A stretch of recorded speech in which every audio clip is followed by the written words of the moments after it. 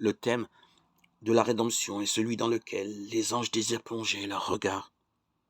Il sera la science et le chant des rachetés pendant l'éternité.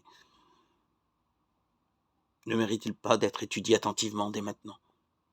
La miséricorde et l'amour infini de Jésus-Christ, le sacrifice accompli en notre faveur.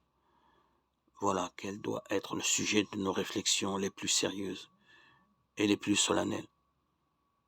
Il faut s'arrêter longuement sur le caractère de notre Rédempteur et intercesseur et méditer sur la mission de celui qui est venu sauver son peuple de ses péchés. Par la contemplation des choses célestes, nous fortifierons notre foi et notre amour. Nos prières seront plus agréables à Dieu parce qu'elles seront de plus en plus inspirées par la foi et l'amour. Elles seront intelligentes et ferventes.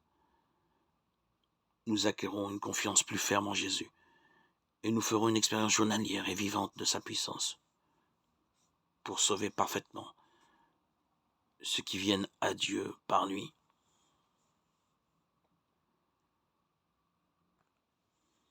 En méditant sur les perfections du Sauveur, nous sentirons naître en nous le désir d'être entièrement renouvelé et transformé à sa pure image. L'âme désirera ardemment ressembler à celui qu'elle adore.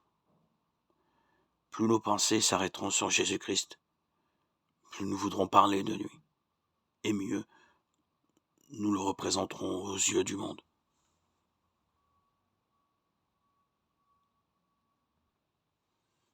La Bible n'a pas été écrite pour les savants seulement, elle a au contraire été écrite pour le peuple. Les grandes vérités fondamentales du salut y apparaissent aussi claires que le jour. Ce ne sont pas ceux qui la lisent qui risquent de tomber dans l'erreur ou de s'égarer, mais ceux qui veulent suivre leur propre jugement au lieu de la volonté de Dieu clairement révélée.